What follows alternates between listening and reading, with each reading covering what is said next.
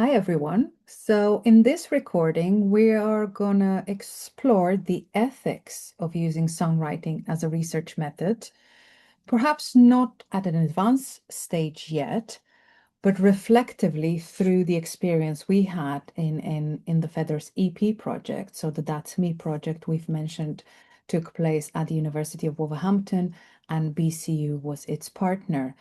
So, in order to start off the project on the wrong foot, as it were, um, s- songwriting and it being a different form of how we do research to what we all knew, and most of us or all of us were new to this. Songwriting was new, and we knew that we're working with marginalized communities within higher education. So it became important to think about what are the right conditions so that this will not only be a productive exercise, a productive part of the research project, but also one that wouldn't cause harm, one that would not inadvertently have effects that nobody wanted to cause.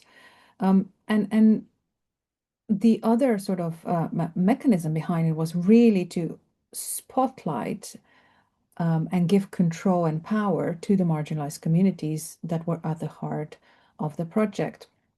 So, how did we go about that? Well, there were a few things we were thinking about, but in the end, we came up with this idea and concept of a safe spaces pledge.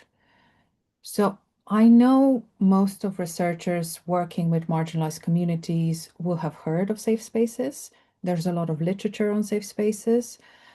There's also within the everyday language, you will have heard safe spaces. And often it's also like an offhand remark. Don't worry, this is a safe space. As an invitation, you can say anything without the fear of consequences. And because we were aware that safe spaces are being thrown around quite a bit, much like intersectionality is these days, we want to say, hang on, what do we think safe spaces would be for our group? What needs to happen? And what should we be mindful of? So I'm just going to do a brief overview in terms of how we came to it, and then we'll have a short conversation around what it meant, what it did, why was it invaluable within this Feathers EP creation, as it were. So Safe Spaces Pledge, and the reason why it's called a pledge is because it started off as a series of conversations. We were talking about safe spaces well before everyone came together to write these songs. We had a few meetings just talking about the safety and the conditions that everyone needs to have to write these songs. So it was an ongoing process. It ended up not being a written document everyone signed, although we did have a document where we recorded the minutes of what we agreed in each meeting, so that if we said, oh, we need to think about that more, it was just recorded in a Word document that got shared with everyone. And then the next meeting, we were able to either take that forward, change it, but it was just a way of recording it. In the end, it resulted this to be a set of relationships we had with each other, a connection we created within the group and individual pairings of storyteller and songwriter. So that was one. It wasn't a signed document, it became a web of relationships in the community. And the other thing that I think is just in research, not sort of reflected upon, I guess not in the literature I've encountered, it's just the fact that this is an ongoing pledge. So it happened at the start of the project. We had safe spaces check-ins at the beginning of each of the sessions, also during the sessions, right? We had a break where we all came together, for not just a comfort break, for a bit of a chat, if anyone needed any refreshments and all of that, but to check in how everyone was doing. And then at the end of the session, for everyone who was new to songwriting, we made it a point, all the songwriters shared, you might want to clear your schedule for the day. You might not need it, but don't have meetings, don't have appointments. Try to keep a few hours after free. So there was a before the session, at all stages of the session, the time immediately after the session, and then the week after, And then the sessions, so we checked in before recording, during recorded, and we also all agreed that when the songs will be shared publicly, and that was for us for the conference that we had in May 2025. Um, we said we're gonna check in with everyone as well because sharing these very personal accounts now with the world, that might trigger some responses as well. And we continue to be in touch, maybe not with everyone all the time, but this is an ongoing pledge. I would just sort of, before I hand over for everyone's reflections, I would just say there was a physical element to it. Of course, there was. We made sure that everyone had a cup of tea, coffee, whatever they needed to. So we didn't just jump in, or if people were late to the sessions, we made sure that everyone had physically what they needed. If they needed water, if they needed food, if anyone had specific dietary requirements to accommodate for that, if anyone had specific access requirements, that needs to be accommodated as well. We were quite fortunate that at the University of Wolverhampton, we had access to a few professional studios, which meant not only were you put in a place where you said, "Oh, we're songwriters. This looks like a good environment," but it also allowed everyone to shut the door if they wanted to, right? For the songwriting. So physically, there was nobody who would be listening in. But you were also not locked in. So if you wanted to go to the courtyard, grab a bit of sun, all of that was so how you wanted to physically move through the writing session was up to you as well. And I know I observed that the different writing pairs did different things because they were really just intuitively following what they needed, what the storyteller and the songwriter, what they needed at that time and moment, depending on the content that was sort of being shared and made into it. Um, so yes, Safe Spaces Pledge is a process and it's a relationship built network. It was a form of human connection everyone created, but it did have those physical elements. So if we were all forced to work in a library where it was really noisy and we wouldn't have a space for ourselves, that probably would not feel as nurturing to an extent. But we of course accept that, or at least it's our position that safe spaces are not just a physical pledge or a document you sign and then have nobody checking in on that. So I'll leave it here as sort of like an opening of how we did it technically, if you like, or how we came to it. But now, Naisha, Rejoice, what was it to you? What did you take from it? Any reflections on the Safe Spaces Pledge within Feathers EP or broadly, if you like? Yeah, I don't mind going first this time. So for me, it was like a connection between the storytellers and the songwriters, where, as Rejoice has said, an organic relationship developed, but it was also ego-free. So everyone felt, well, sorry, I felt like I was on an even playing field. I've mentioned Audre Lorde, and I will never stop mentioning her, but it's sometimes we forget that not everything is made for us. And so we try to go into structures that aren't necessarily made for us, and we try and meet the standards of those structures and then think, well, why is it not working? And it always comes back to the fact that, it wasn't made for you. So now you need to look at what is made for you and how you can then do what you need to do. Um, I also felt that it has to be intentional, and so do the participants. Everyone needs to have an intentional practice about them with regards to the pledge. It can't be, okay, we're going to do it, but then not do it. Um, Participants need to be held, well, we all were accountable, but everyone needs to be accountable within the process as well. The pledge was layered, and like just as you mentioned, these were non-commercial songs. And we do have an EP, but for me, I actually, like I said before, I wrote my own EP. I was like channeling Beyonce, but without the capitalization and capitalism. That all that part was left behind. It was just mainly, and with Chiago, I wrote some of the songs, and they were recorded, but they're not going to be heard by anyone unless I share them. But that process gave me healing for a part of me that I was looking for and I couldn't find.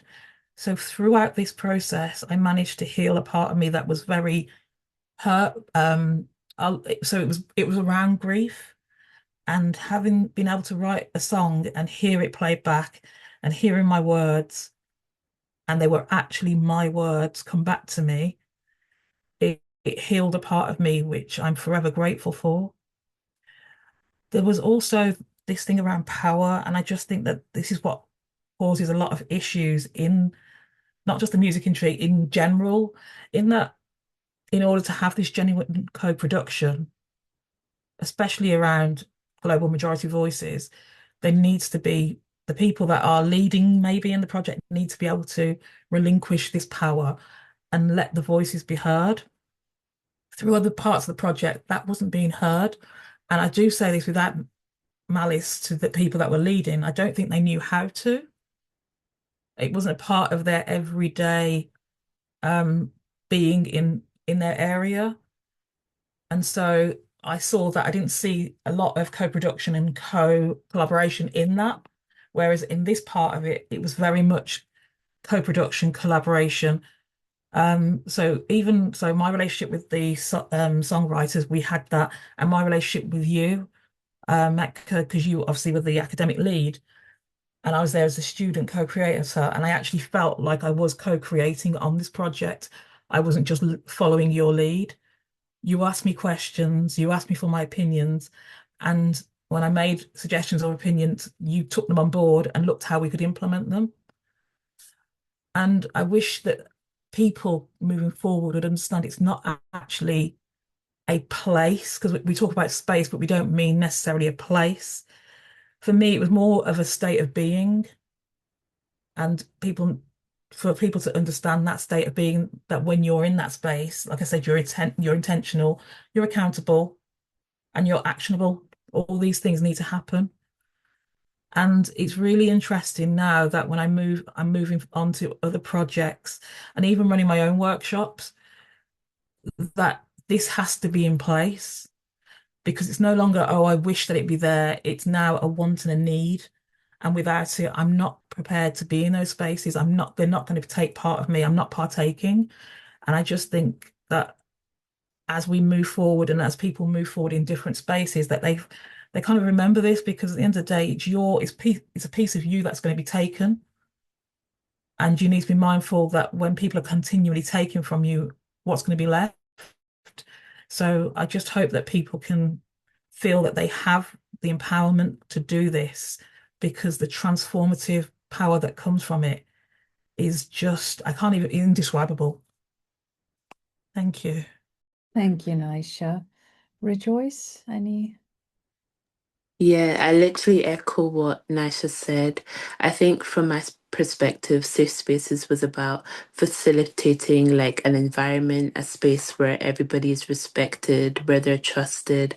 I think from the songwriter's perspective, I literally just wanted a space where the storyteller feels comfortable, free of judgment, free of any kind of models or labels, where they can just express themselves as freely as they want to say as little or as less as they want to say. So I think the Safe Spaces Pledge was just an ongoing process between me and the storytellers, and it kind of took different dimensions. So the first one was like all together, we were talking about what a safe space would look in each partnership. And we did an online chat about what we expected, what kind of principles we wanted to lay out. So one of them was that everything that is said in the studio sessions stays in the studio sessions and it's not shared elsewhere.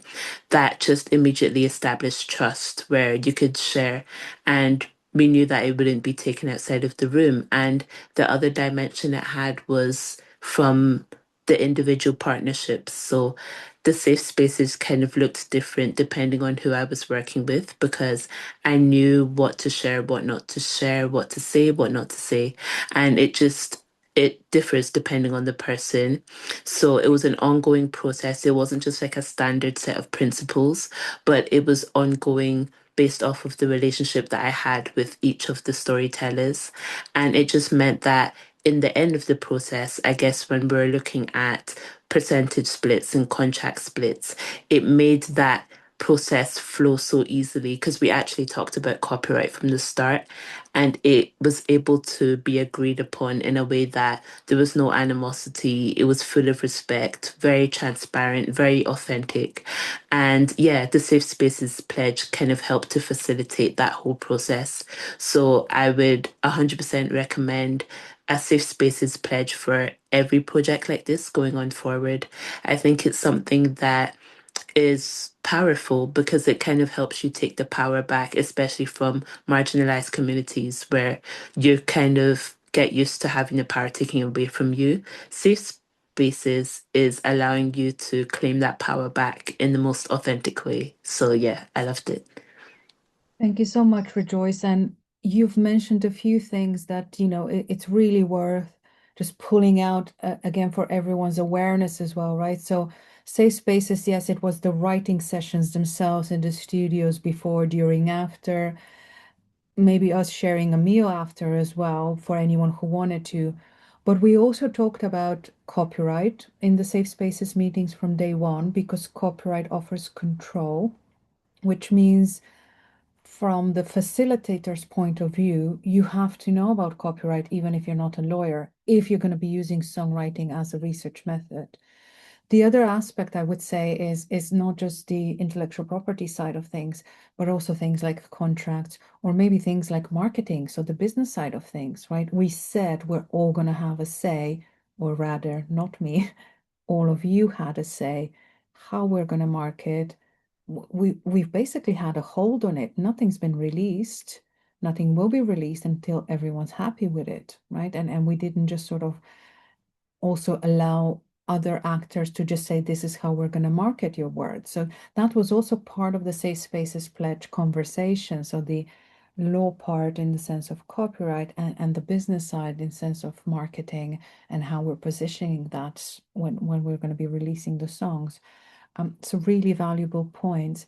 Vivek, could I come to you also with some of the reflections around safe spaces, um, um, perhaps at this juncture?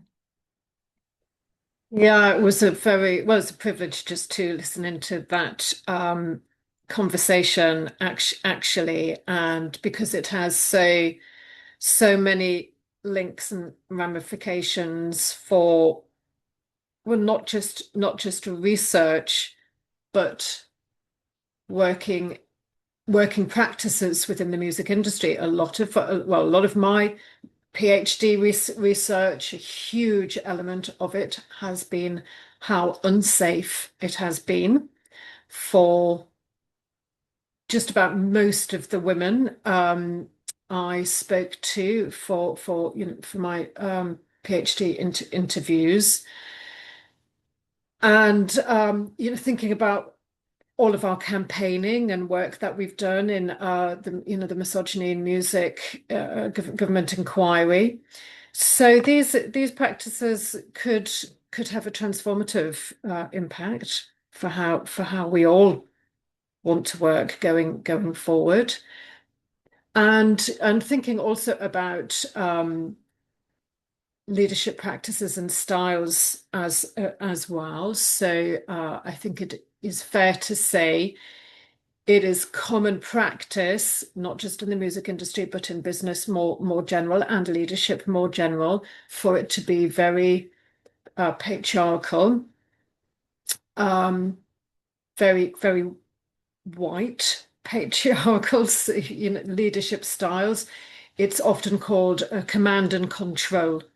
That's the thing which seems to, you can be, if you're a bully, basically, you can bully your way to the top and stay in control and rule out of fear, which we see in politics as well. That is not how you get the best out of people. There's so much research which shows that if you create safe, happy working environments, actually people are more productive and and more creative. And this is very linked into what's kind of called feminist leadership models, which are gaining some interest and traction now, humble leadership styles and so on, which I think should be taught in every business class going, in every management class going. How do we behave as leaders humbly? How do we provide safe working environments? And this should just become common practice. So it's really wonderful to hear the experiences of Nisha and rejoice through this process. And I think you can hear the results of that in the songs that they created as well, which I have to admit were wonderful to listen to. I think you can hear that shining out. So yeah, thank you very much for involving me in this conversation. It's really fantastic. Thank you so much, Vic. And within this um, thinking about leadership, but specifically for research leadership, there's almost like a duality of roles you have to have. So one is step back, be humble, let the voices that need to be heard be heard. But with the university or whoever sort of signing the checks, you have to be very firm and you have to have organizational skills that you set up all the contracts, you set up all the paperwork, you organize all the rooms and everything without your participants being any of the wiser, right? So if you genuinely want to support this process, you would want to also take away the burden of doing music business, if you like, right? We're going to be talking about the practical tips in another recording. But one of the things to think about is that you have to have a budget to make sure that your songwriters are not there doing that because of the passion or the love for the underlying cause. But that usually within research comes with red tape, like you wouldn't believe, right?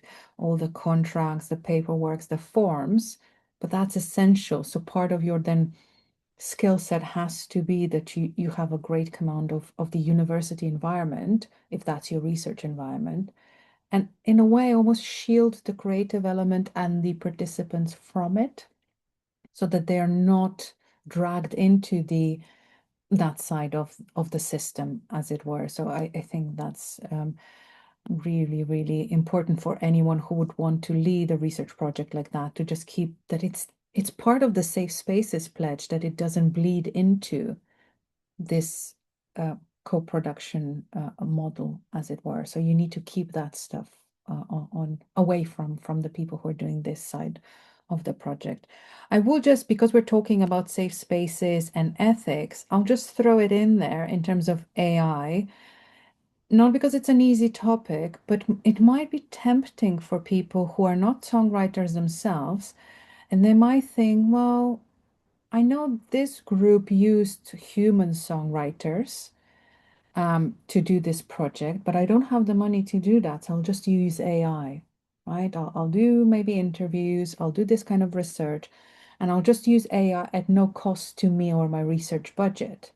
So I wanted to put this in a recording on ethics and safe spaces, and this idea of what it would mean to use AI in work like this, right? And I'm not going to be the only one sort of speaking. I'll invite all of you to share a thought or two. But for me, it's been really helpful when Professor Sophie Daniels said, songwriting is about human connection in so many different ways. So that's why you cannot use AI for this kind of work. You just cannot. But what do we all think as a concluding part of this recording, AI in this project? Nisha, go ahead. It's really interesting because I do use AI. I'm neurodivergent, so I do use it for that part of my research or when I'm thinking about it. And I I couldn't, and I could not have used AI to produce my songs because it was my story that I was trying to tell, and AI would never have been able to capture the emotion. And I go back to hearing one of the songs that I have that isn't on Feathers, hearing the words, hearing the emotion, remembering the time of where I was in that space. There's no way AI would have been able to capture that to then give me what it's given me, the healing that I've now received through writing and hearing and being able to be open with it, because it just, yeah, for me, it just wouldn't have worked as a non-songwriter. Um, yeah, just, yeah, for me, it just couldn't have worked. Vic, any thoughts on that? Just as a concluding, I mean, Rejoice would be out of a job, so but I mean, Rejoice, you can also reflect on whether you use AI or would you replace AI instead of writing with another person, right? So I think all of us can reflect on this. Rejoice? Yes, I think from my perspective, the human aspect is the most important aspect when it comes to me in songwriting, because the whole center of music writing is that it's based on emotion, it's based on your heart, it's based on your story. All of the songs that I have, it is telling my story and it's expressing my emotions. That's also how I'm able to connect with the people that listen to me. It's just all centered around emotions. So taking that aspect away and allowing AI to write it, it's very, yeah, it takes away the essence of music itself. So I think from my perspective, no, I wouldn't use AI to write any songs ever because it just kind of goes against what I believe in when it comes to music. And I think for, as you mentioned before, people that may not have the means to songwrite or they don't really know how to go about it. Linking in with the point that Nisha said about the synergy between storytelling and songwriting, as long as you have a story to tell, you have a song that can be written about it. And as long as you have lived life, have experiences, you've had emotions, you are able to express that in a song. And it may not be, I guess, verse, chorus, bridge, what we go by, but it's something that can be worked upon and you can use to express your emotions. So that is like the essence. And I think AI just doesn't capture that as much from my perspective. Thank you, Rejoice. Vic? Yeah, well, this is a live conversation going on in other sort of organizations and boardrooms, and rightly so. I think if you listen to some music and I mean, it's deception basically. If you thought it was being created by a human, but it wasn't, I think that's the problem. I mean, if it's labeled AI, you can make an informed decision. But I think we just need a lot more transparency. But I'm hoping to see a future in the music industry, at least, where um, if if it is stated that this is human created, it is. I'm hoping we can get to a point where that, and then that will have a premium because it's another human who is communicating to you through music. So I hope that's where we end up. Thank you so much. And yes, I think we started the conversation with Safe Spaces Pledge was a web of relationship amongst everyone who've sort of been co-writing on this project. So if it was AI, that would have been taken away. So the whole premise of Safe Spaces Pledge would have been non-existent. So thank you so much, everyone, for reflections on this part. And